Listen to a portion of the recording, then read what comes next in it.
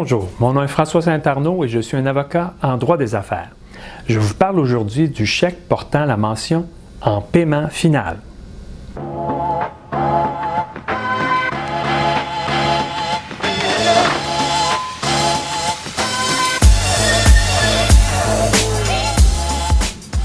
Vous venez de recevoir un chèque en paiement partiel de votre créance d'un client qui tardait à vous payer.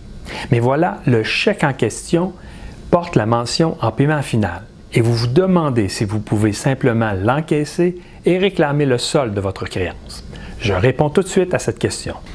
Les tribunaux se sont penchés régulièrement sur cette question, notamment dans l'affaire Auberge la Pinsonnière contre Mangus Software. La Cour d'appel a rendu un jugement sur cette question en 2006. Le juge Vézina de la Cour d'appel du Québec mentionne que lorsqu'un débiteur envoie son créancier un chèque portant la mention « En paiement final », il fait une offre de règlement final à son créancier.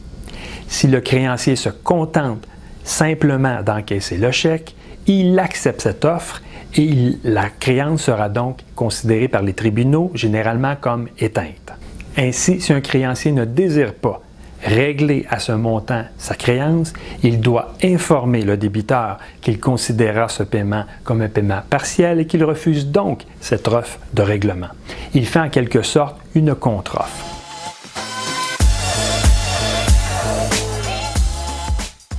Généralement, il est conseillé au créancier d'envoyer un avis par huissier au débiteur en l'informant que vous refusez cette offre de règlement final et que vous désirez encaisser le chèque reçu à titre de paiement partiel et réclamer le solde de la créance.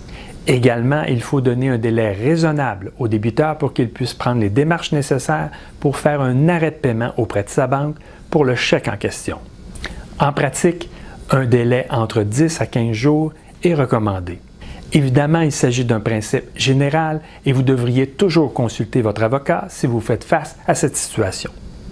J'espère que cette capsule vous a plu et je vous invite à partager cette vidéo et à souscrire à notre chaîne YouTube. Et à bientôt!